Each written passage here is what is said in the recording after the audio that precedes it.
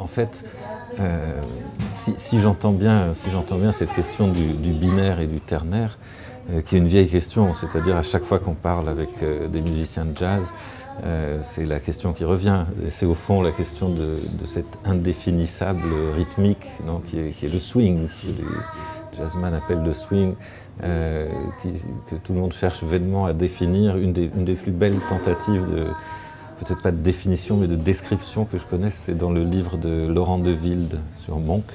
Et alors il dit, bon, c'est ces images que les jazzman utilisent des fois, il dit, voilà, le swing, ça serait quoi? Ça serait comme descendre une rue en pente un soir d'été en étant légèrement ivre, et voilà, c'est finalement tout ce qui... ça. Je crois que c'est de Laurent de Wilde qui dit ça. Rien que c'était Monk, ouais. Il me semble, je ne sais pas. Et donc ça serait en gros cette échappée de la cadence finalement, mais qui suppose la cadence. Voilà. Et donc finalement, on pourrait presque dire que dans ce sens-là, si on appelle ternaire cet autre rythme, ce rythme oblique, ce rythme un peu plus flottant, eh bien au fond, pour qu'il y ait du ternaire, il faut du binaire, en quelque sorte. Voilà. Donc pour que cette échappée, non seulement qu'on la sente, c'est pas tellement ça la question, mais pour qu'elle se produise, pour qu'elle soit machinée en quelque sorte, il faut qu'il y ait cette scansion binaire. De ce point de vue-là, d'ailleurs, je trouve qu'il y a beaucoup de moments d'échappée rythmique, que ce soit dans le Sacre du Printemps ou dans la partition de Untied pour le ballet mécanique. Et quand je dis échappée rythmique, c'est pas simplement ces moments de flottement qu'on sent avec les sirènes qui sont vraiment, qui participent d'un autre plan. C'est-à-dire, c'est comme si on avait une surimpression là, et ça se mélange pas.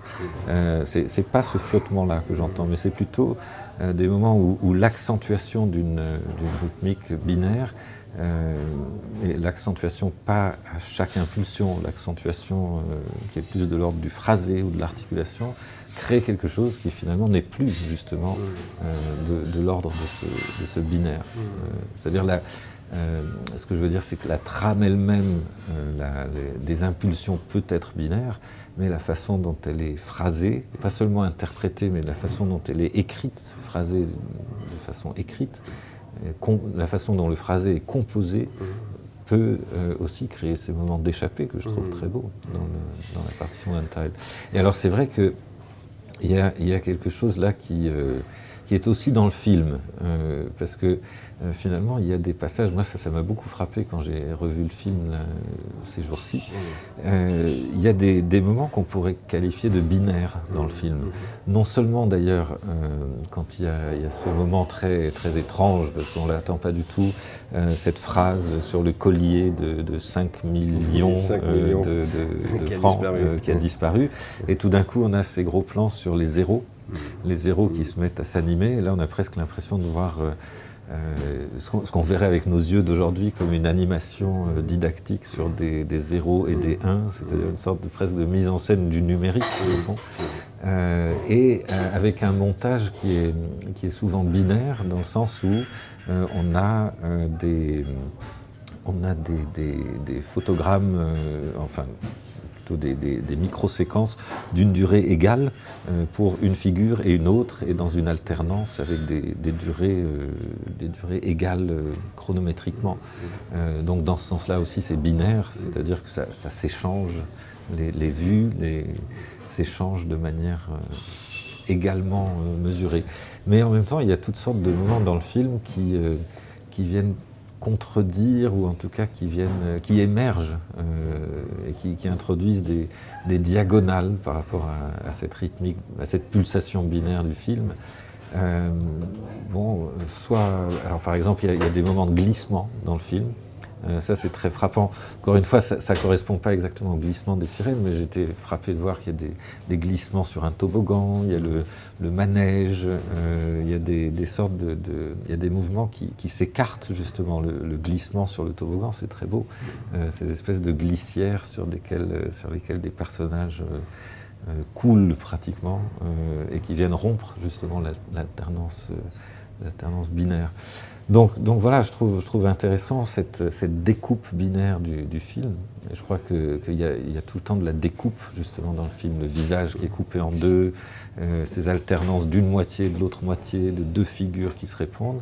Et en même temps, cette découpe, elle est traversée obliquement aussi, sans cesse, dans le film. C'est-à-dire la découpe n'est plus symétrique, ça glisse en diagonale, etc. Donc si je résume ce que tu as dit, c'est pas possible, mais c'est pour vérifier aussi que j'ai pas mal entendu, il faut qu'il y ait du binaire pour qu'il puisse y avoir du non-binaire. Oui.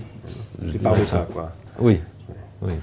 Ou, traduit autrement, il faut qu'il y ait du mécanique, ou peut-être Voilà. ce que tu disais en commençant notre discussion, il faut qu'il y ait de l'automatisme je reprends tes termes, pour qu'il y ait de la désautomatisation. C'est peut-être ça qu'on pourrait traduire en termes de binaire. Au fond, un automate, est-ce qu'on pourrait dire ça? Ce serait peut-être une hypothèse de travail pour penser l'automatisation. Est-ce que automatiser, c'est toujours rendre binaire? Peut-être, non? C'est-à-dire si ce sont des choix en termes de bifurcation qui sont de l'ordre du oui ou non, qui sont donc peut-être pas des vraies bifurcations, en fait, puisque la vraie bifurcation, ça serait dire oui ou non à ce choix binaire. Donc, ce serait le dévier. En fait, pour qu'il y ait l'automate, il faut qu'il y ait de la discrétisation, donc du binaire. Le crantage des engrenages, c'est oui-non, de toute façon. Tac, tac, tac, tac, tac, tac. Et en effet, moi je suis ravi de ce que tu dis, parce que j'avais proposé qu'on commence le festival par le ballet mécanique, parce que je pense qu'il pose tous ces problèmes, ce film. Et pour moi, de manière prophétique, véritablement. C'est une prescience absolument incroyable. Avant André Breton, c'est-à-dire c'est à la racine c'est à la naissance du surréalisme, dans le sillage du dadaïsme, et donc d'une extraordinaire explosion esthétique, quoi. Il est au cœur de ce truc, et finalement il n'a pas été tellement remarqué, ce film.